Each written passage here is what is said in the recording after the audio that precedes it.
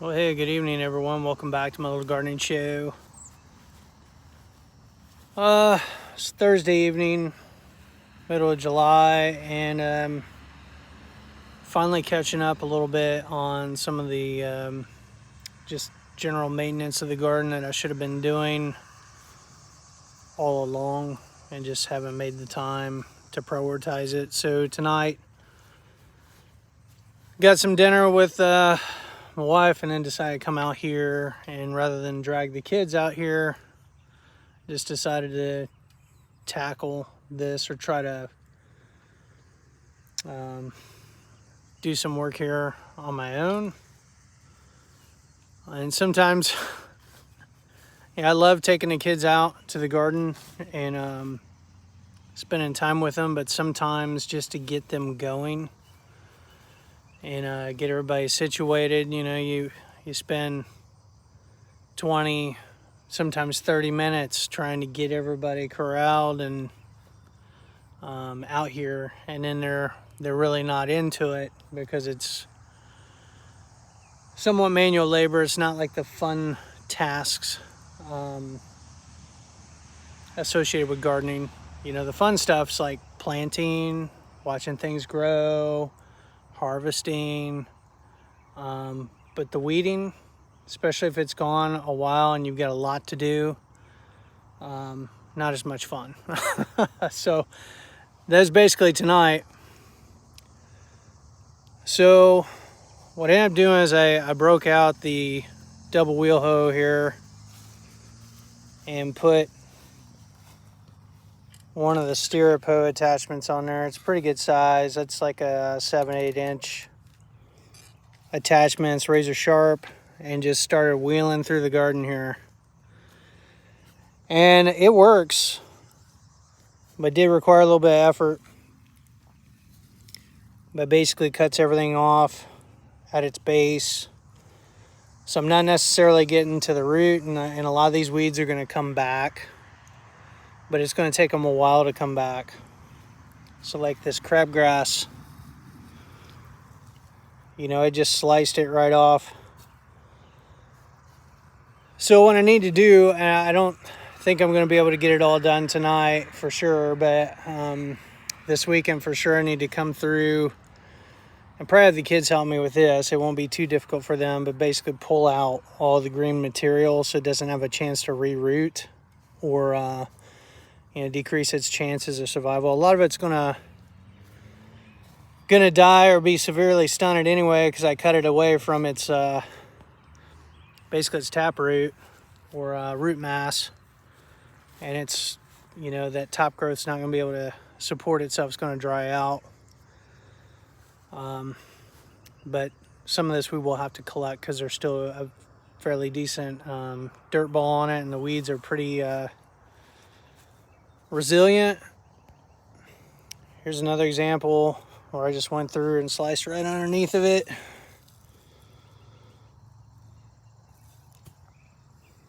But that's going to reroot if we leave it too long. So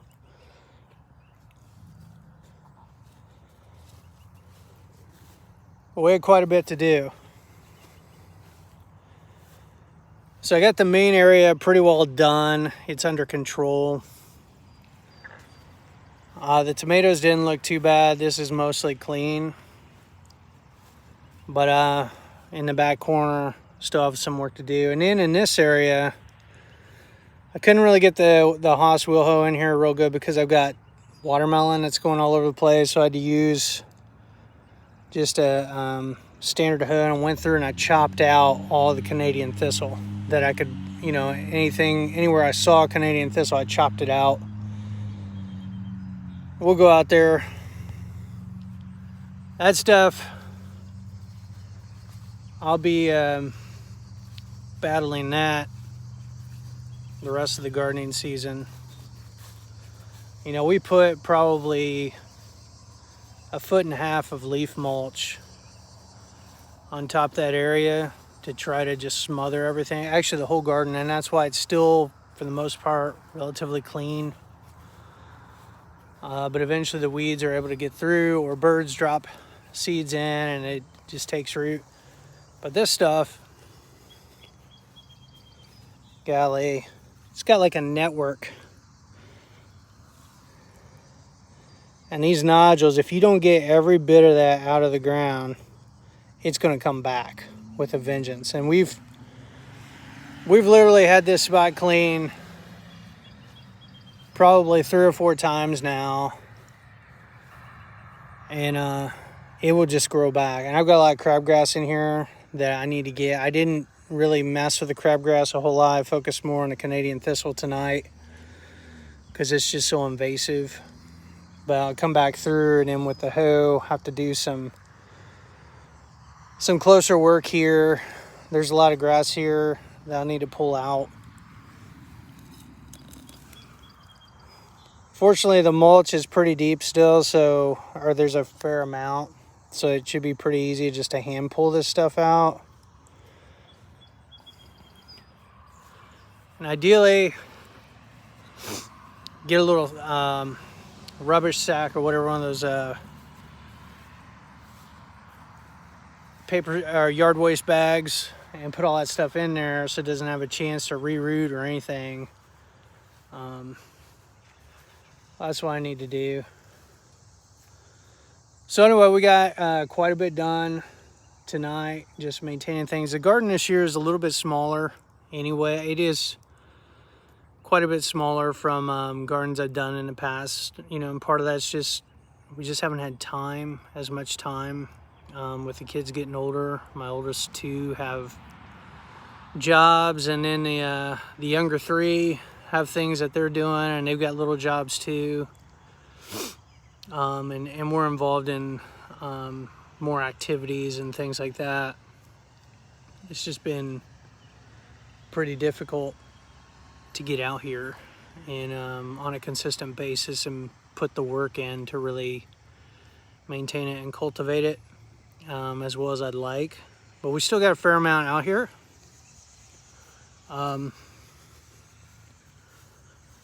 I've been trying to water it if it doesn't rain, and been fertilizing as well. It's interesting because we don't have the same bug pressure that we did last year. Like, I don't have any potato bugs this year. I don't know if it's because of the variety that I'm growing, or if I mulched it deep enough, or what the deal is, but I've not seen the potato bugs. We're doing a purple fingerling potatoes through here. They flowered. They're starting to set their stuff. They're drying out a little bit at the bottom. Once they start dying back, they'll be ready to dig out. And I've got a double row, so about 36 feet worth of, because these are like 18-foot rows of potatoes. Actually 72, because I've got their double rows.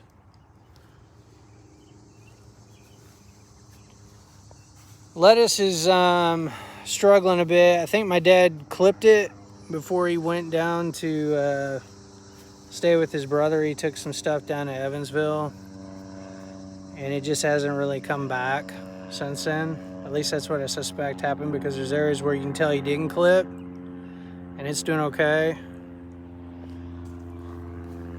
The stuff on the end compared to right here where he trimmed some lettuce. And that's fine, I mean, that's what it's for. It's just taking a really long time for it to grow back. The kale's doing amazing. We've got all kinds. The blue scotch and a curly leaf kale. I'm gonna harvest some more of this weekend. We do have a little bit of pest damage, but not much. And then cabbages and kohlrabi, we've already pulled quite a few there, but and what's nice, stuff being planted close together, it helps reduce the weeds. Like, I don't have really much, if any, weeds in the row where I've planted. At least with the stuff that's got a lot of foliage that's kind of close together. The peppers are a little different. I do have some weeds out on the side where they were able to get out there, but I've got loads of bell peppers. I mean, these plants are pretty loaded. with different stuff. I got some jalapenos going that I need to harvest.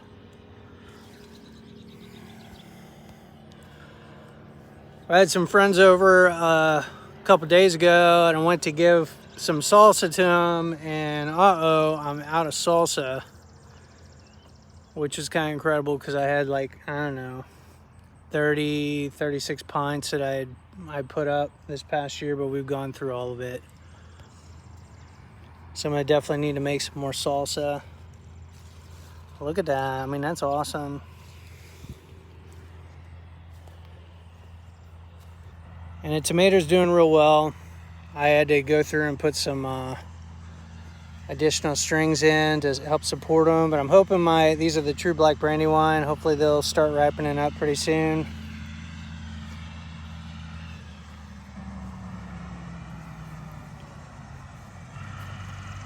We picked some cherry tomatoes the other night. They're pretty good. Got some sun gold going. And we picked a few squash. But for whatever reason, the squash and the cucumbers just have not done well this year. They really struggled. Last year they did phenomenal. I got just tons and tons, but this year not so much. Early on they got attacked by the cucumber beetle. At least the cucumbers did, and I lost pretty much all of them of the original set.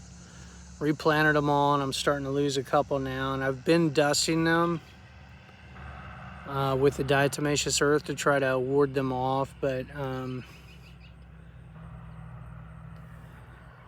once those pests get into a crop, it's hard to eliminate them, particularly because they spread the bacterial wilt and can infect the plants. So there's a good example there. That cucumber's not going to make it. A couple of the other ones, though, are okay and producing. We've pulled like 3 or 4 cucumbers. But squash, same deal, just not as vibrant as last year. So it's hard to tell exactly what all the contributing factors are there. You know, and is it possible that there was something in the leaf mulch that I get from the township? You know, who knows? I mean, if somebody's treating their yard with Roundup or this, that, and the other, it's just hard telling. Or it could just be how the weather is, or a deficiency in the soil, though I'm doing mitt lighter, so there shouldn't really be a deficiency. Should be able to offset that.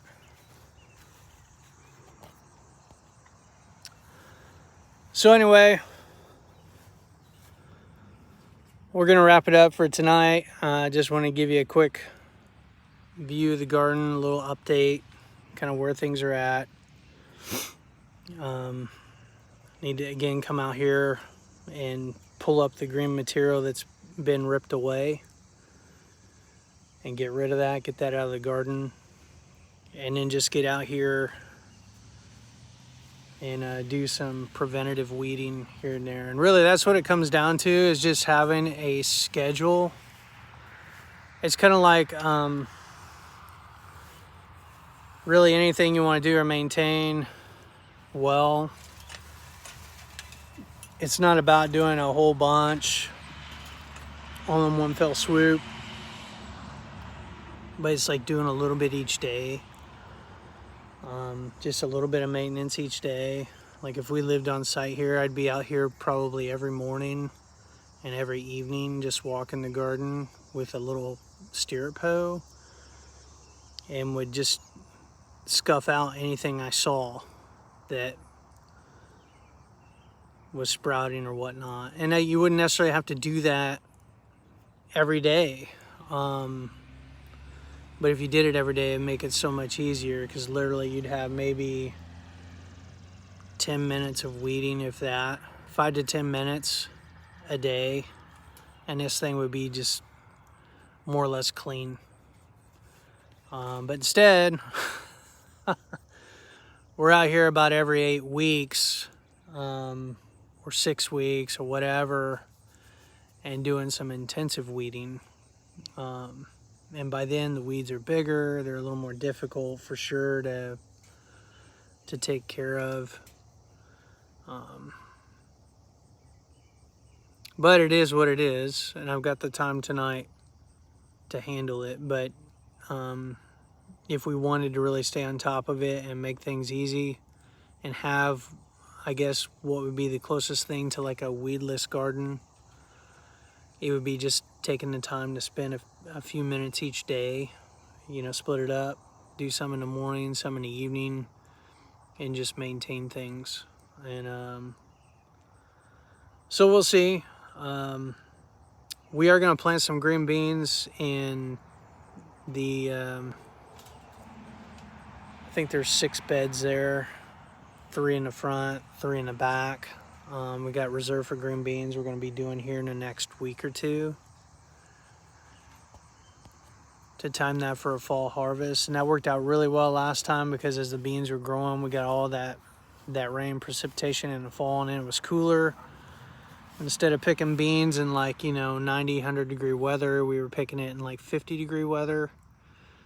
And it was just really nice, and the harvest was it was just really good. And we didn't have the bugs either. We kind of missed the bean beetles because they were kind of ending their life cycle when we got by the time the crop had sprouted and stuff like that. So a lot of that we didn't have to deal with.